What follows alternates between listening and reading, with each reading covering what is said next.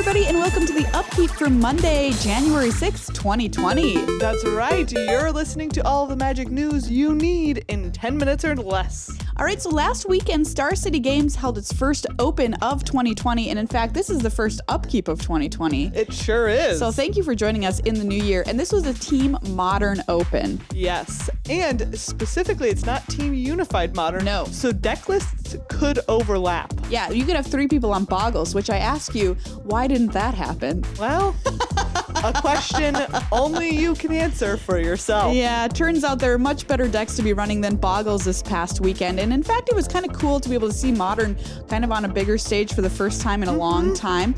But what happened was a few decks rose to the surface that were notably much better than a lot of other decks. Yes, specifically in the Day 2 metagame breakdown, the top 4 decks were Sultai Urza, Simic Urza, Sultai Titan, and Simic Titan. I wonder if those cards are playing Oko, Thief of Crowns. Wow, maybe that's why they're green and blue. Oh, interesting. Yeah, and Urza, of course, continuing to be a top card in these Modern decks.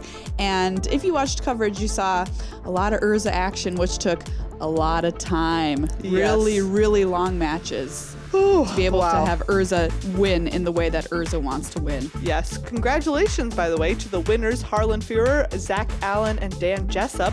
They were playing Bant Snowblade, Sultai Titan, and Simic Urza. I played a little bit of Bant Snowblade recently, and it is a fun deck, but I don't know if it has the kind of legs that these other decks do, at least especially not in this current metagame. Yeah, maybe after there are bans, if there are bans. Please let there be bans. The top 4 decks, in addition to those ones that they were playing, there was a team that had Sultai Urza, Amulet Titan, and Amulet Titan. Oh, that's interesting. 2 copies of Amulet Titan in there. Then the next group had 2 copies of Gifts Storm. Wow, Storm. Yes. And then a copy of Simic Titan. And the last one was Amulet Titan and 2 copies of Teamer Urza. And what's interesting from this SCG tournament is we're going to see Magic on another bigger stage this coming weekend with Magic Fest Austin, which is also Modern. That's right. Not only is it Modern, but we'll also have the Team Series Finals happening there. What? Which is Theros Team Draft. So this is pretty cool. And we were talking about seeing this because we're not just like going to be there in person. Well, I will be there in person, but it's because there is coverage of this event. That's right. That's right. So there was going to be GP coverage of Grand Prix Portland at the end of last month, but Wizards shifted it to Grand Prix Austin here to showcase the Team Series Finals, I'm sure. Yes. Which is like the end of the Team Series. Forever, for the foreseeable future. Who's in that Team Finals? All right, so we've got Team Ultimate Guard going head-to-head against Team Haruya Sword. Nice. For $100,000 for the winning team. Yeah, $50,000 for the second place team. So this is going to be pretty cool, and it'll be the first time that we ever get to see Theros Beyond Death played on coverage. And it'll be a team draft, no less. Yeah, team draft. A very skill testing format. And it's super unique format. We don't get to see it a lot. It's where hate drafting is something you want to do actively in team draft. You don't want to pass if you don't want to pass the person that you're going to be playing or that your team's going to be playing. So that'll be pretty cool to watch. And it's going to be like first thing too, because the cards will just have been fully previewed this coming Friday. Wow. So it'll be the Team Series Finals on Sunday, followed by the top 8 of GP Austin in Modern. So a pretty cool event to watch. Doing coverage will be a team of Marshall and Martin Yuza. Me with Caleb D, popular streamer, will be covering the event. And Ashlyn Rose, popular cosplayer, will be doing floor interviews, plus a bunch of quote-unquote special guests throughout the weekend. Exciting. Yes, exciting stuff. Nice.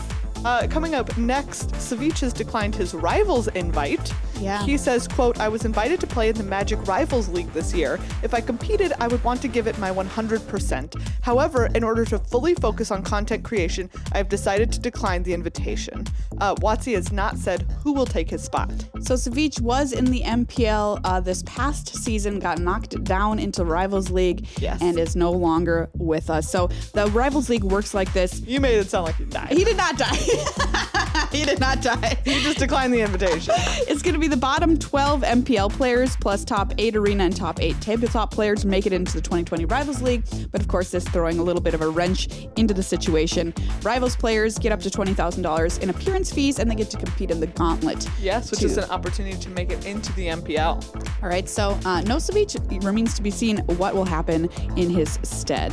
Yes. Finally, the pre-release is happening this Friday on Loading Ready Run's channel. I love the pre-release so much. It is super exciting. And who are our awesome slate of special guests this week? Is going to be a banger of a show. Nissa Cosplay is going to be joining them. Nice. The Asian Avenger, Alias V, and Melissa DeTora of Wizards of the Coast. Dang. Yes, and they will be joining Kathleen, Adam, Cam, and Graham, battling some Theros Beyond Death sealed. Ooh, I can't wait to watch. It is going to be awesome. Yeah, I love that show so much. And it helps you get prepped for your pre-release the following weekend as well. Speaking of getting prepped for your pre-release, don't forget that our special prep show with Judge Rob is coming out next Monday. Yay! Next Tuesday. So if you want to get all brushed up on those interesting rules interactions, or if you have any questions about how cards in Theros Beyond Death work, you can tune into that episode. You can also follow us on Twitter